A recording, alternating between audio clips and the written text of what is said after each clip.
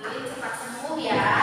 Nah, sebelum belajar kita nyanyi dulu ya. Kita berdiri semuanya. Nah, kali ini kita akan bernyanyi Garuda Pancasila. 1, 2, 3. Garuda Pancasila, akulah pendukungmu, patriot proklamasi, sedia berkorban untukmu. Pancasila dasar negara, raya adil makmur sentosa, pribadi bangsaku. Ayo maju, maju, ayo maju, maju, ayo maju, maju. Nah, sebelum belajar lebih baik kita semangat dulu ya. Tepuk semangat. Semangat. Semangat. Sekali lagi ya. Tepuk semangat. Semangat. Semangat. Baiklah, silakan duduk ya. Nah, anak-anak ibu tahu tidak kita hari ini belajar apa? Coba dilihat di bukunya. Organ gerak, Bu. Kita sudah memasuki subtema 1, yaitu tentang organ gerak hewan. Nah, di subtema 1 ini pada pembelajaran 1, di sini ada sebuah percakapan. Nah, di sini Ibu bacakan terlebih dahulu ya. Di sini ada seorang anak, dia bertanya kepada ayahnya, "Pak, lucu ya, kelinci-kelinci itu bulunya tebal dan gerak berikutnya lincah. Kenapa kelinci bisa meloncat dan berlari dengan lincah seperti itu ya?" Nah, dari pertanyaan anak tersebut, kenapa ya kelinci itu bisa meloncat dan berlari dengan lincah? Ada yang tahu tidak? Karena kakinya bisa loncat-loncat, Bu. Iya, karena kelinci tersebut dapat bergerak dengan lincah karena dengan organ-organ geraknya. Nah, untuk supaya kita lebih memahami apa itu organ gerak, coba dilihat di halaman selanjutnya. Di sini ada ayo membaca. Nah, di sini kita baca bersama-sama ya. Di sini Ibu baca terlebih dahulu, yaitu organ gerak manusia dan hewan. Salah satu ciri dari makhluk hidup adalah bergerak. Secara umum, gerak dapat diartikan berpindah tempat atau perubahan posisi sebagian atau seluruh bagian dari tubuh. Makhluk hidup akan bergerak apabila ada rangsangan yang mengenai sebagian atau seluruh bagian tubuhnya. Nah, coba Maria baca paragraf kedua. Iya, Bu. Ya.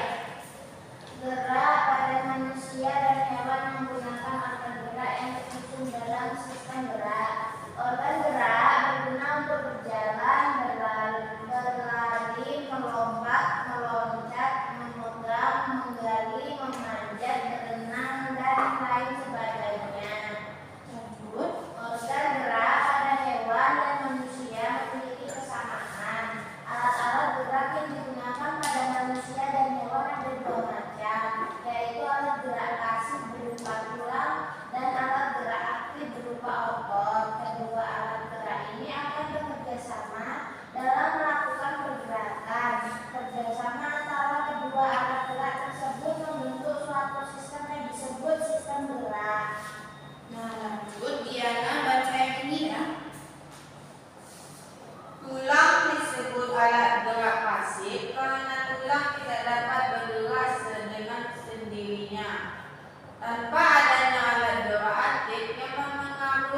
tulang, maka tulang-tulang pada manusia dan hewan akan diam dan tidak dapat membentuk alat penggerakkan yang sesungguhnya. Walaupun merupakan alat gerak pasif, akan tetapi tulang mempunyai peranan yang besar dalam sistem gerak manusia dan hewan. Otot disebut alat gerak aktif karena otot memiliki suatu senyawa kimia yang membuatnya dapat bergerak pada saat otot yang menempel pada tulang bergerak. Otot tersebut akan membuat tulang bergerak. Nah, nanti saudara semuanya dalam membaca ya. Nah, di sini ibu punya media. Nah, di sini salah satu ciri dari makhluk hidup tadi adalah bergerak. Nah, di sini alat gerak pada hewan menurut alat gerak tersusun dari sistem gerak. Nah, di sini ada macam-macam alat gerak. Yang pertama ada alat gerak pasif dan aktif. Alat gerak apa? Pasif dan aktif. Nah, apa sih alat gerak pasif itu? Nah, seperti yang kita baca tadi di teks bacaan tadi, alat gerak pasif itu berupa tulang yang tidak dapat bergerak sendiri. Nah, jadi alat gerak pasif itu adalah berupa tulang yang tidak dapat bergerak dengan sendirinya. Kemudian di sini ada alat gerak aktif yaitu berupa apa? Otot. Nah, alat gerak aktif itu sendiri yang berupa otot memiliki suatu senyawa kimia yang mampu membuatnya bergerak. Nah, dapat kita simpulkan semuanya ya. Jadi alat gerak pasif dan aktif ini saling mempengaruhi keduanya ya. Nah, seperti yang kita ketahui tadi, alat gerak pasif tidak dapat bergerak sendiri dan harus bekerja sama dengan alat gerak aktif yang berupa otot. Jadi yang ini sudah paham ya. Nah, coba lihat halaman selanjutnya. Nah, di sini kita sudah membaca teks tadi yang berupa organ gerak manusia dan hewan. Nah, di sini ada ayo berlatih. Nah, di sini ide pokok adalah gagasan yang menjadi dasar sebuah paragraf. Ide pokok disajikan ke dalam bentuk kalimat utama. Nah, di sini contohnya paragraf pertama. Ide pokoknya adalah salah satu ciri dari makhluk hidup adalah bergerak. Nah, kalimat pengembangnya secara umum gerak dapat diartikan berpindah tempat atau perubahan posisi sebagian atau seluruh bagian dari tubuh makhluk hidup. Nah, coba anak ibu isi pada paragraf kedua. Di sini isi ide pokok serta kalimat pengembangnya ya. Ibu kasih waktu 2 menit untuk menentukan ide pokok dan kalimat pengembangnya. Cari ya.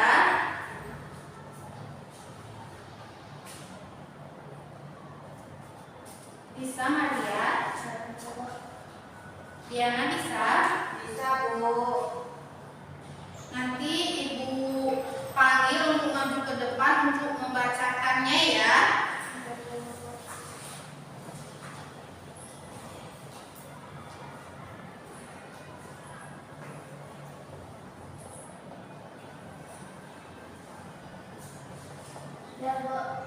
Sudah? Belum, Bu.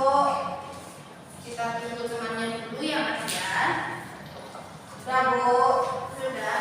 Nah, coba yang maju duluan Maria. Yaitu tentang paragraf kedua. Ide pokoknya apa?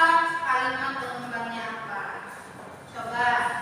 Ide pokok di paragraf kedua itu gerak pada manusia dan hewan menggunakan organ